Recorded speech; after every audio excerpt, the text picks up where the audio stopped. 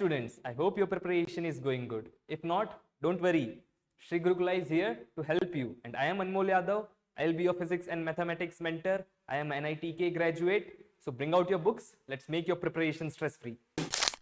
So next question is, the number that represents the remainder when 19 is equals to 6 into 3 plus 1 is compared with the Euclid's division lemma, that is A is equals to B cube plus R is.